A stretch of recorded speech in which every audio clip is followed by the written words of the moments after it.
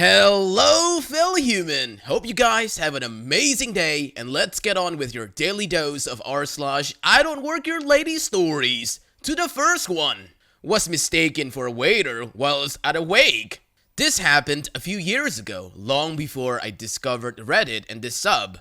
I was dressed, head to toe, in black, having just been to my aunt's funeral, and was now at a pub/restaurant, a Wetherspoon for anyone in the UK. As I made my way to the bathroom, visibly upset, I hear a frustrated, "Excuse me?" I wasn't paying much attention and didn't know who the person was, so I ignored it. Along came another and more rude, "Excuse me?" So I looked at the woman with an obviously confused, still visibly upset face, and before I could respond, she exclaimed, "Mayonnaise!" It took a moment, but it dawned on me what was happening, and having been a waiter previously and not wanting to pass up an opportunity to make a rude customer feel bad, I rudely said, "I don't work here." I then gestured toward the large party I was with, all in black and all obviously mourning. Her face shifted from annoyed to incredibly embarrassed with a speed in which I'd never seen before. As I returned from the bathroom, she stood up and stopped me and apologized profusely. She looked more upset than anyone I'd seen at the funeral that day. Well, at least she was self-aware and apologized. On to the second story. Lady, when do you think the dress code changed to this? This was a few years ago. An old friend of mine is a teacher and asked me for some help picking out a printer/scanner that not only fit in the bounds of what she could be reimbursed for, but would also not suck. No problem, been the go-to tech head for my friends and family for years. We meet up at a local, redacted location in a strip mall and head inside. It's a weekend and I'm on my way to a small summer party, but easily make an hour to go over printers. The party aspect is important in a minute. We'd head inside, and I start going over the differences, advantages/disadvantages of the models. I'd done some research on the night before on the store's website. We'd been discussing for maybe 15 to 20 minutes when a, shall we say, annoyed woman in her 50s walks up and pokes my arm. I turn in surprise, and she energetically states, full of self-righteous indignation at not being the focus of my attention, "When you're done with her, I have questions too, you know." I know what you're thinking. So many stories like this are like wearing a blue polo in the store that rhymes with rest by, or a red shirt in the store that looks like a bullseye. This was not the case. Recall above when I said the party was relevant? Well, it was a summer-themed party. I was wearing tasteful sandals, no socks, cargo shorts, a blaze orange belt, a very loud aloha/Hawaiian shirt with some pretty parrots on it. Man, I missed that shirt, and a straw hat. Flabbergasted, I looked down on myself, making sure I was wearing what I thought I was wearing, and looked back at her, jaw on my chest in surprise. Lady, what part of this makes you think I work here? I think she was about to retort, but my friend started laughing at her at this point, and she just huffed away. Man, Karen these days, they just lost all the common sense. On to the third story, the time someone asked me to help find the parents of my own daughter. I'm in a bookshop, the children's department, no less, when suddenly the stroller beside me begins to get pushed away. I turn to see a lady, who is neither my wife or anyone I know, pushing my daughter away from me. I run for the stroller, grabbing one of the bars and yanking it from her fingers. I push her into a nearby shelf slightly by her arm, glaring at her more intensely than I have anyone. People around are staring at me in shock, like thinking I've just taken this woman's toddler by force. "Ma'am, what exactly do you think you're doing?" I ask her tensely. My one hand is still held out in the front of her chest to keep her as far away from my child as possible. I'm a very docile man, but that was way past my line of being non-confrontational. She looks up at me alarmed. "I was just trying to find the kid's parents. Do you think you could help me look?" "I most certainly will, if you touch my daughter again. What is wrong with you? What possessed you in that moment to think that was the right thing to do?" I told her, spitting through my teeth from the stress of me yelling and the situation in general. My daughter began to cry. The lady also began to cry. I don't know. I thought you work here. I'm so sorry. She sobbed out, and I finally put my hand down as she ran off out of the store. I pulled my daughter from the stroller, picked a book, paid for it, and left. It's not my problem some lady decided to get grabby with my kid's safety. On the way out, pushing the stroller with a hand holding a shopping bag and comforting my daughter with the other, I saw her again sitting on the ground and crying while talking on the phone. I honestly felt a little bad, but God, how could you be so stupid? I'm a little cynical on this one. I wouldn't rule out that woman was a child theft. The fourth story, I'll stomp your damn coat. A bit of backstory. The university I work in have a weird layout. Since they have a hotel hospitality faculty, they merged the building together with a local hotel. The university is from the 3rd to 5th floor, while the hotel is located under it.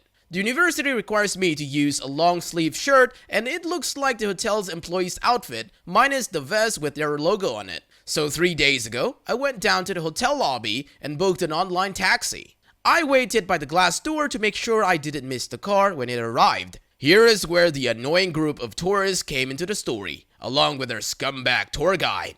Let's call her SB. A van arrived and dropped off all of them right in the entrance. SB gathered them together and explained some stuff in Chinese. Being Chinese myself, I understand a bit of what she said, but I didn't pay attention to it. SB then turned and stood in front of the glass door, expecting me to open it for her. I didn't really pay attention to her and looked down on my phone to check where my driver is at. She then impatiently opened the door herself. Then, she slapped my phone out of my hand. I was surprised and confused. CB then started to complain. SB, do your work properly, you dumb boy. Me, WTF lady? I don't even work here. Pick up my phone. I can direct you to an employee if you want to. SB, keep telling lies and I'll tell your boss.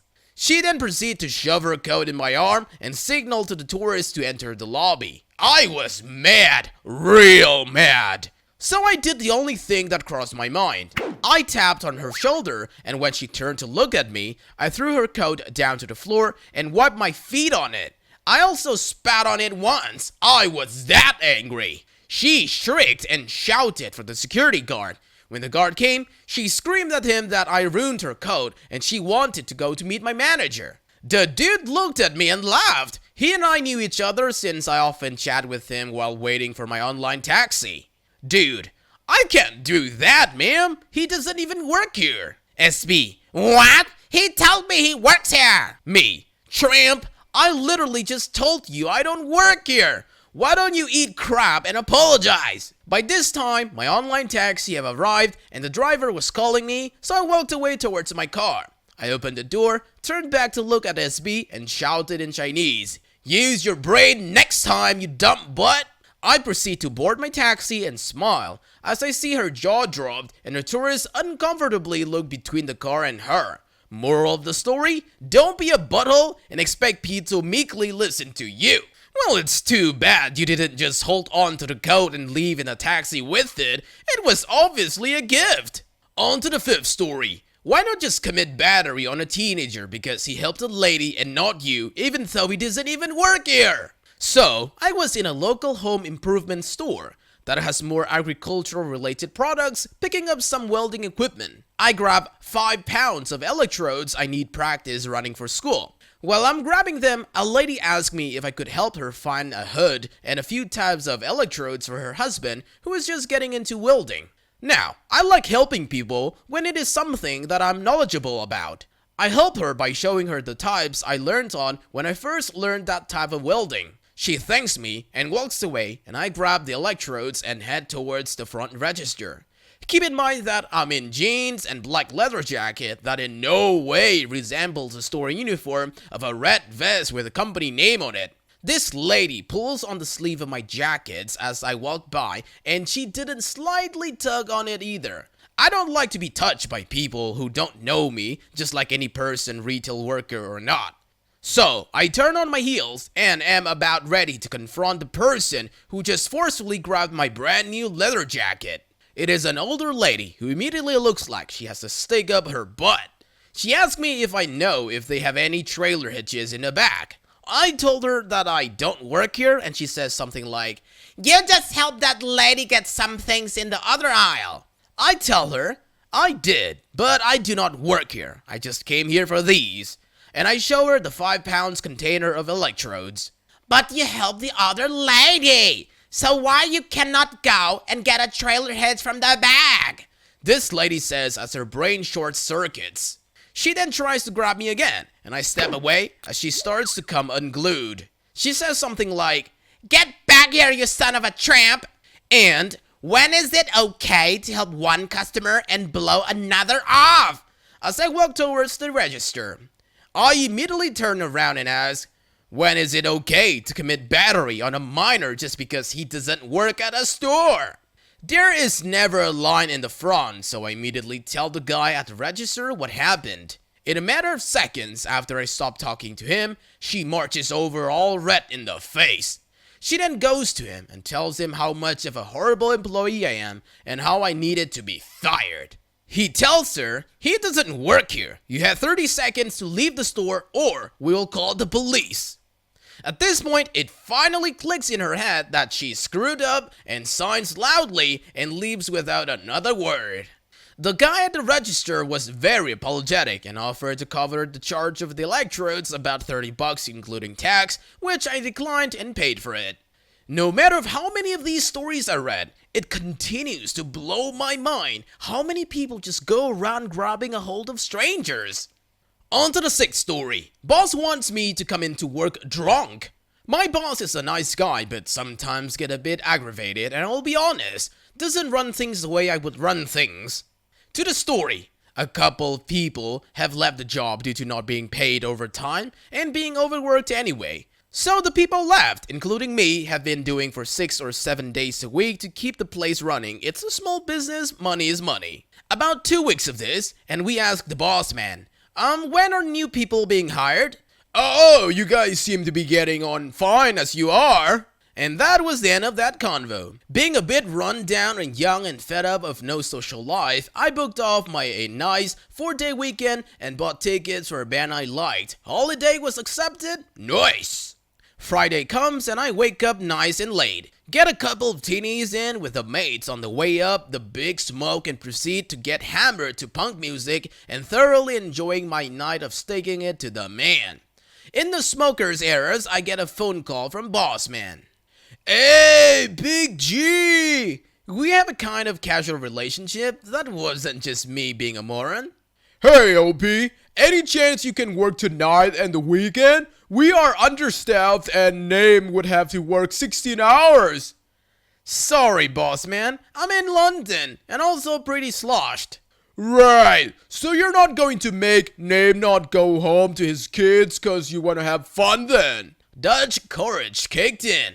"Look, we all are overworked and you don't want new people. We all told you this would happen, so I'm not coming in."